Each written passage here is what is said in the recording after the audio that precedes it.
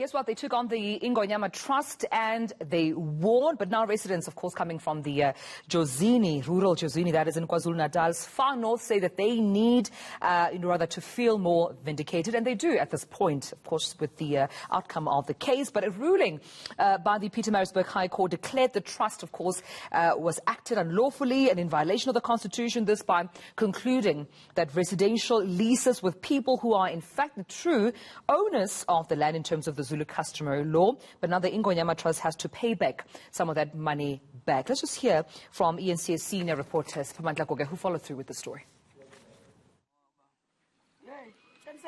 It was a case of David versus Goliath. These residents from rural Jozini took on one of the most powerful institutions in the Zulu kingdom, and they came out on top. Amalungelo ethu nje athe ngasekho nomuzi nje mawubheka besingasenawo untatheli umuzi nje lo bese ngoweNgonyama Trust uba mangihlule ukukhokha bezofika angikhiphe ngiphume ngegate avala amagate adayisa umuzi le mali yakhe sengiyikweneta. Despite signing lease agreements with Ingonyama Trust, some say they couldn't start paying due to financial difficulties. Installment isam besithi 2067 rand. Angaze ngikhokhe lutho ngoba bengingenayo leyo mali leyo. Usukela nje ngo2012 ukuze kube manje vele bekusinda ikhanda kumina ukuthi leyo mali ngizoyithathaphi. Ngoba lokho okuncane engikutholayo kufanele ngithengele ingane ukudla. Others say more people have been scammed by Ingonyama Trust and are scared to come forward, fearing victimization. Ngiyajabula kakhulu mina ukuthi into iqale incane abantu bengayinaki. Ngenxa yokushodolwazi abantu abaningi yabantu mangake uye kwaMasteli uye kobaba nangu uye endaweni eziningi ukukhuluma ngonyama Trust mhlambe ukhamba ukuthi bangagwaza ngomkhonto mabona nomkhonto mhlambe bakugwaza kuba bahlukumezekile abantu bahlunyezwe ngonyama wemfowethu ungazomuntu okutshela manga.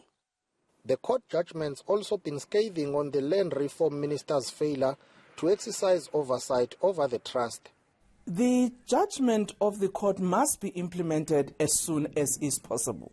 Therefore, the court was correct in actually saying the minister has the responsibility to ensure that tenure security of rural communities are protected. And in that instance, we accept what the court has said, that we failed in our responsibility to ensure that that delegation has been done in accordance with the Land Affairs Act, which actually still allows the permission to occupy to be given until there is a new law that deals with communal land tenure.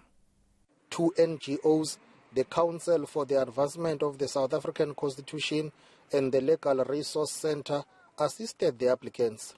It's a far-reaching judgment that affirms the customary law rights that people enjoy over land in South Africa and says to the state that they have a responsibility in terms of the Constitution to ensure that those customary rights are formalized and adequately protected so that they cannot be diluted in any way, as was done in this particular case by the Ingonyama Trust seeking to convert customary rights to land to 40-year leases. So this is a very important judgment that will affect many millions of people across the country. It's not an attack on the terms of the on which the trust and its board actually manages the land. It was a specific aspect because the hardship that it caused went to the heart of the kinds of clients and communities that we represent. This was about taking forward the steps to protect the rights of very vulnerable groups. eNCA has tried since the ruling to get comment from Ingonyama Trust, but to no avail. Siphamandla Goge, Jozini, KwaZulu-Natal.